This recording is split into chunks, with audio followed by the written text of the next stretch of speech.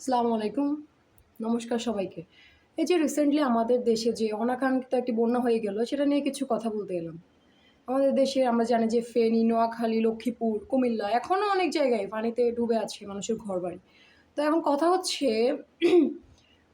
দেখা যাচ্ছে যারা হেল্প করতে গিয়েছে, কনটেন্ট ক্রিয়েটর হোক, ব্লগার হোক কিংবা স্বেচ্ছাসেবী যেই হোক না কেন, তারা গিয়েছে, কেউ ভিডিও করছে, বিভিন্ন জায়গার আপডেট দিচ্ছে যে এখানে এরকম, এখানে ওরকম। কেউ আসলে এভাবে আসবেন, নয়তো ওভাবে আসবেন, আসলে এই জিনিস নিয়ে আসবেন বা ত্রাণ দিলে মানুষকে এভাবে দিবেন, এরকম বলেছি, আমরা জানি। এবার কথা হচ্ছে, কিছু পাবলিক আছে যাদের এগুলো দেখলেও মনে হয় ভালো লাগে না, গা জ্বলে ওঠে নাকি, যে ওরা হেল্প করেছে ভাই। দেশের খারাপ সময়ে যখন কিছু কিছু জায়গায় ফ্যামিলির লোক ফ্যামিলিকে মানুষকে হেল্প করতে পারেনি, তারা এগিয়ে এসেছে। তারা আমাদের মতো ছেলে মেয়ে